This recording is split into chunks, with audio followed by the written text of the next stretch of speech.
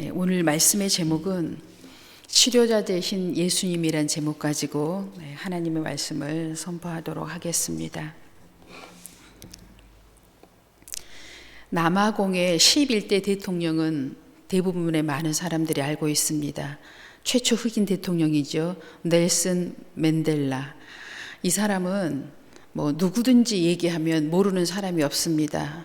성자니 어쩌니 저쩌니 하면서 많은 사람들이 알고 있어요. 그런데 그 사람을 또 그렇게 일할 수 있도록 그 사람을 이끌어준 10대 대통령이 있습니다. 남아공에. 그 대통령 이름이 드 크레르크라는 10대 대통령인데, 이분에 대해서는 대부분 사람들이 이렇게 알려져 있지 않아요.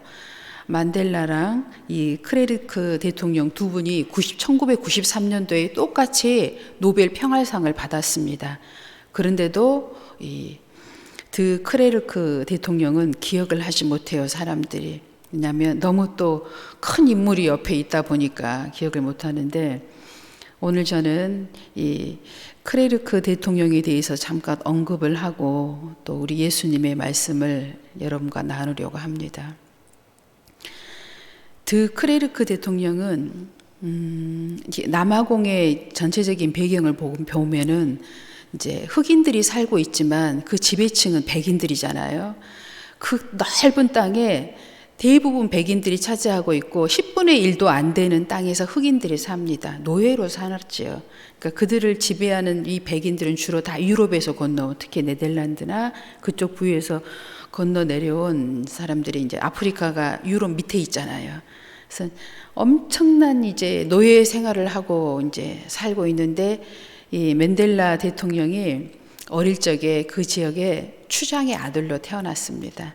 그래서 이제 그래도 이제 어떤 그 지도자의 자녀로 태어나서 교육을 받은 거죠. 그래서 대학에 들어가서 공부하면서 이제 노예 해방을 위한 계몽 운동가로 이제 발전하게 되는데, 이 사람이 계몽 운동을 하기까지 이제 감옥에 여러 번 왔다 갔다 하잖아요. 그런데 이제 마지막으로 27년 동안을 감옥에서 이제 살게 되는데, 그 27년 동안의 그 감옥 생활이라고 하는 건 우리는 정말 막연하게 생각할 때가 많은데, 한 평도 안 되는 이 감옥 속에서 이렇게 독방이죠, 당연히. 우리는 변기통 하나 정도는 있겠지라고 생각하지만 그런 거 없습니다. 보니까 그 양동이 있잖아요. 그 바켓스 다 찌그러진 그런 양동이 하나 딱 이게 전부예요. 그 감옥 생활의 전부. 그런 생활을 27년을 한 거예요, 만델라가. 27년을 감옥 생활하면서 밖에 있는 자기 가족들은 대부분 다, 자녀도 교통사고 아들도 죽고 아내도 병들어서 죽고, 딸 하나가 있었는데 14년 후에 이 딸이 결혼을 해가지고 이제 아기를 낳아서 아버지께 면회를 옵니다. 감옥생활 14년 정도 됐을 때. 그래서 그 이제 딸이 아기를 업고 와가지고 그 아버지에게 그래요. 아버지, 우리 아기 이름을 지어주세요 라고 하니까 그 아버지가 자기 호주머니에 찌그러진 종이 한 장을 꺼내가지고 볼펜으로 씁니다. 그 내용이 아즈위라고 써줬는데 그게 무슨 뜻이냐면 희망이라는 내용이에요. 그 딸이 그 쪽지를 잡고 하염없이 울었다고 합니다. 그러면서 이 아즈위라는 뜻은 어떤 의미를 크게 갖고 있냐면, 나는 위대한 변화가 반드시 일어나리라는 것을 한순간도 포기한 적이 없습니다 라는 이런 뜻이 그 안에 이렇게 들어있었다고 합니다. 그러니까 이 위대한 사람이 되기까지의 과정은 이 험난한 과정에 있는데, 그들의 마음 안에는 그 희망, 소망이 한순간도 소망을 잃어버린 적이 없다는 거죠. 그 딸이 아버지를 보러 왔지만 그 아버지에게 오히려 희망을 가지고 돌아가는 거죠. 그리고 그가 감옥에서 27년 생활을 하고 나올 수 있었던 것은, 물론 그가 감옥 안에서도 끊임없이 노예 해방 운동을 글로 써서 했지요. 그 안에 있으면서도 그 사람들에게 이제 그 간수들이죠, 엄청나게 매를 맞고 폭행을 당하고 말할 수 없는 고초를 그 감옥 안에서 이제 겪었는데,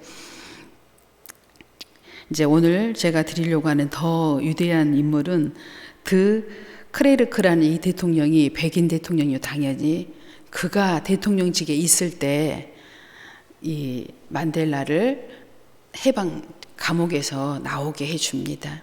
이제 이게 단순하게 한 사람의 죄인 하나를, 이제 그 나라의 입장에서 죄인 하나를 단순히 감옥에서 꺼내주는 일은, 평범한 사람 하나를 꺼내주는 것은 쉬운 일이에요. 하지만 이 만델라라는 이 특별한 인물 하나를 거기서 꺼내준다는 것은 쉬운 일이 아닙니다. 백인들이 수십 년 동안 그 자기의 기득권을 가지고 정치적인 행사를 했는데, 이 흑인 해방 운동가 하나를 거기서 꺼내줘서 그 사람이 밖에 나와서 생활을 하게 된 이후의 것을 상상을 해보세요. 그 이후에 일어날 일들을. 근데 그는 그를 감옥에서 꺼내주고, 그가 이제 감옥에서 나와서 노벨 평화상을 받게 되는데 같이 받게 되고, 또 더 위대한 것은 만델라가 대통령이 94년도에 돼서 그 자기의 부통령으로 이분을 오라고 했을 때 이분이요, 부통령직을 수락합니다. 대단한 사람이잖아요. 대통령이 되었던 사람이 만델라 밑에 들어가서 부하 직원으로 일을 한 거예요. 이 사람이 이런 역량이 어디에서 나왔겠습니까? 이분은 기독교 크리스찬 가정에서 태어나서 기독교의 교육을 받은 훌륭한 대통령이기 때문에 이게 가능한 거죠. 만델라 대통령이 크리스찬이라는 얘기는 없어요. 그분은 물론 인간적으로 훌륭한 사람이죠. 그의 어머니가 어렸을 때부터 늘 도서관에서 책을 읽는 법을 가르쳤다고 합니다. 그러면서 만델라 대통령에게도 그런 이야기를 했다고 하죠. 어렸을 때 도서관은 무서운 곳이다. 왜냐하면 많은 것을 배우는 곳이기 때문에. 사람은 배우면 달라지잖아요. 배우면 달라지는 겁니다. 복음을 들으면 달라지는 것처럼 세상 지식도 계속 배우면 사람이 달라져요. 그런데 하물며 예수 그리스도의 복음을 듣는 사람이 변화되지 않을 수가 없지요. 그래서 복음은 들으면 사람은 변화되는 겁니다. 우리 인간이 할 수 없는 그 이상을 뛰어넘는 것이 복음이지요. 우리 자신의 모습을 보아도 다 알 수가 있어요. 우리가 예수 믿기 전과 예수를 믿고 난 이후에, 시간이 흐른 이후에 여러분의 모습을 한번 보세요. 저를 비롯해서. 여러분도 모르는 사이에 얼마나 많은 변화와 변화된 모습을 지금 가지고 있습니까? 상상도 안 되지요? 여러분 이렇게 살게 될 거라는 것을 상상해 보셨습니까? 새벽을 깨우고 주일이면 모든 세상의 재미를 다 접고 성전에 나와서 예배드리고 성전을 돌아보고, 여러분 한번 상상을 해보세요. 이게 믿음이 없이는 할 수 없는 일들입니다. 믿음을 가진 자만, 그리스도의 복음을 들은 자만 할 수 있는 일들이죠. 그런데 이 드 크레르크 10대 남아공 대통령은 참으로 크리스찬 중에서도 정말 본받을 만한 이 크리스찬의 모습을 가지고 있는 것 같습니다. 오늘 본문의 말씀은 마태복음 4장 23, 24절. 예수님이 이 땅에 오신 것은 우리를 가르치시고, 두 번째, 우리를 치료하러 오셨습니다.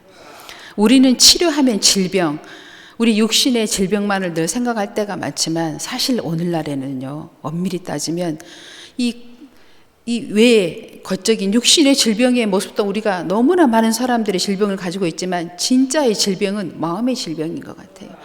이 마음의 질병을 갖고 있는 사람들이 더 많아요. 어떻게 보면 마음의 질병이 없는 사람이 없습니다. 병을 가지고 있지 않는 사람이 없는 시대예요. 다 우리는 병을 가지고 있고 병을 짊어지며 살아가고 있습니다. 그런데 이 치료의 말씀, 복음, 예수님의 이 복음의 말씀을 계속 듣고 이 말씀을 우리가 말씀대로 살기 시작하면 마음이 치료되고 또 육신의 질병도 치료받습니다. 우리가 이런 간증과 증거가 있기 때문에 오늘 이 자리에도 있는 것이지요. 순종은요, 어려운 것 같지만 우리는 이미 순종하며 살고 있어요. 말씀대로. 믿음 생활은 크게 두 가지로 얘기할 수 있습니다. 순종하는 삶, 그리고 곧 순종과 똑같지요. 하나님을 신뢰하는 것. 이 두 개가 합쳐져서 신앙생활이라고 얘기할 수가 있어요. 그러면 순종은 뭐예요? 예배하러 나오세요. 그럼 예배하는 게 순종이지요. 네. 봉사하며 삽시다. 서로 섬기며 삽시다. 이게 순종하는 삶이잖아요. 그렇게 살면 되는 거죠. 그런데 믿는다는 거, 신뢰한다는 거, 이건 사실 쉽지가 않잖아요. 이건 어떻게 하는 거예요? 바로 이 부분을 우리는 하나님께 맡긴다고 얘기합니다. 맡기면 그러면 맡긴다는 게 어떤 것입니까? 더 구체적으로 얘기해 주세요 한다면 기도하는 것이지요.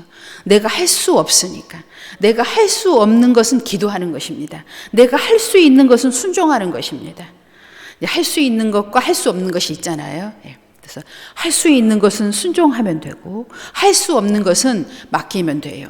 기도한다는 것입니다. 이게 신앙생활의 근간이고 기본인 것입니다. 이 부분을 우리가 알고 살아간다면 할 수 없는 것이 없어요. 그렇죠? 네. 신앙생활은 순종하는 것과 맡기는 것 두 가지고, 맡긴다는 게 뭐냐? 기도하는 거예요. 기도 안 하면 맡기는 게 아니에요. 나 하나님께 다 맡겼어. 근데 기도를 안 해. 그건 맡긴 거 아니에요. 그건 포기한 거죠. 낙심한 거죠. 제일 싫어해요, 하나님이. 하나님은 포기하지 말고 낙심하지 말라고 말씀하셨잖아요. 믿음 생활에. 포기하고 낙심하는 건 믿음 생활이 아닌 거예요. 나는 교회에 나와 있어요. 그건 순종한 거지 맡긴 건 아니에요. 이제 여러분이 이 두 단어를 마음에 새기고 신앙생활을 한다면 여러분은 100점짜리인 거예요. 할 수 없는 게 더 많지요. 그럼 기도하면 되는 거예요. 많은 사람들의 이 간증을 들어보면 어때요? 간증. 우리 수없는 간증을 들었잖아요. 성경에 있는 간증, 또 우리 주위에 있는 간증, 살아있는 사람들의 간증을 다 들어보니까 간증의 공통점이 있어요. 뭐였어요? 맡겼대요. 근데 맡겼는데 뭐라고 했어요? 다 기도했대요. 하나님 앞에 나와서. 소망을 잃어버리지 않고 응답해 주실 것을 믿고 희망을 버리지 않고 기도했다는 거예요. 끝까지 기도했다는 거예요. 그랬는데 이루어졌다는 거예요. 그게 다 믿음 생활의 핵심이고 공통점이에요.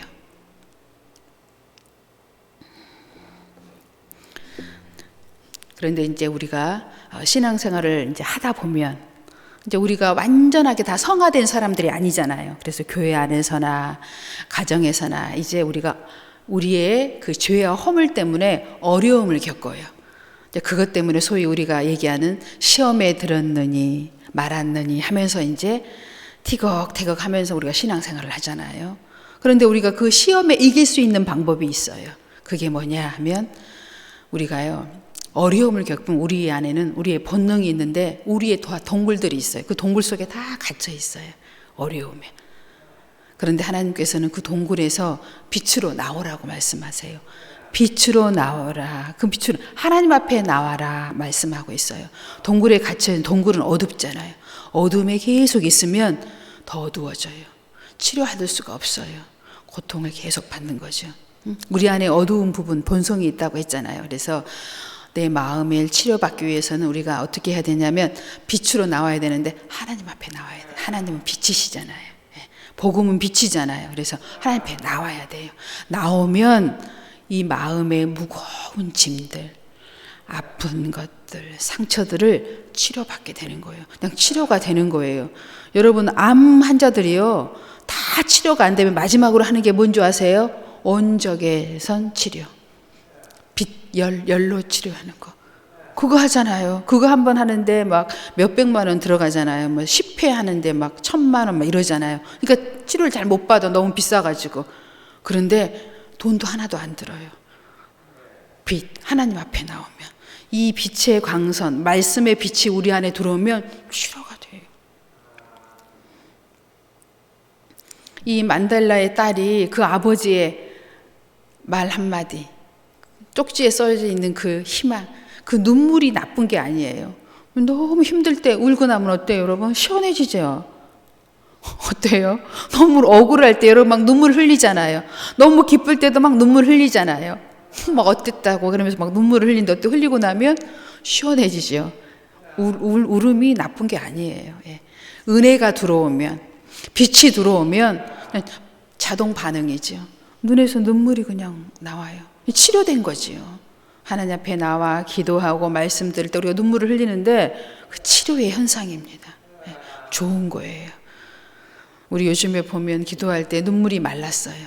그죠? 눈물이 말라 있는데 한번 하나님의 말씀을 붙잡고 기도하면 눈물이 흘러내립니다. 예수님의 십자가를 붙들면 눈물이 안 나올 수가 없어요. 네.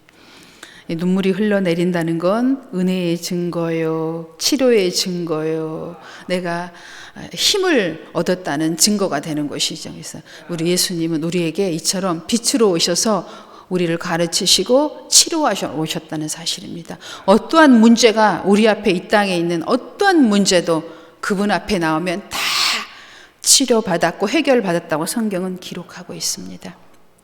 예수님이 마지막에 돌아가실 때 예수님의 한편 강도도 치료받고 구원받았잖아요. 가장 악랄했던 그 시대의 강도, 예수님 우편에 있던 그 강도 치료받았잖아요. 누구든지 빛으로 나오면, 나의 동굴 안에 너무 오래 있으면 우리가 치료받지 못합니다. 우리는 일단 힘이 들면 동굴에 들어가잖아요. 나만의 동굴에. 무조건 들어가지 말라가 아니라 나만의 동굴에 잠시는 있을 수 있으나 빛으로 나와야 한다는 것입니다. 시험에 잠시는 들 수 있으나 깨어나야 한다는 것입니다. 나오면 치료받는 거고 은혜가 들어가면 하나님이 역사하는 거예요. 예. 출애굽기 15장 26절의 말씀 보겠습니다. 여러분, 오늘 날씨가 참 추워졌잖아요. 근데 저희가 이번 여름이 좀 길었지요. 예.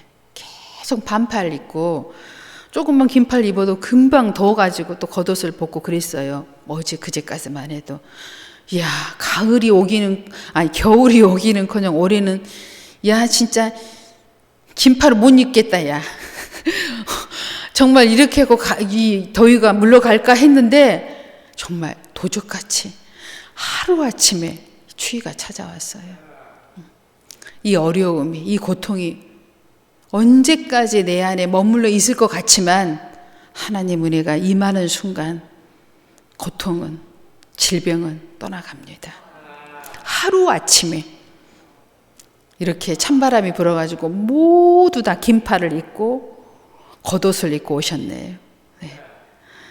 그것처럼 아무 걱정할 거 없습니다. 염려할 거 없습니다. 할 수 없는 것은 하나님 앞에 빛으로 나와서 그분 앞에 우리의 모든 어려움을, 고통을, 신음을 기도할 때 하나님께서 기도에 응답해 주실 줄로 믿습니다. 코로나가 지금 우리가 이렇게 묶여서 산 지가 정확히 날짜로 얘기하면 한 1년 반 정도 됐대요. 이제 지루해질 때가 됐어요. 정말 우리가 마스크를 벗을 수는 있을까? 이 코로나가 끝장을 낼 수 있을까? 종식될 수는 있을까?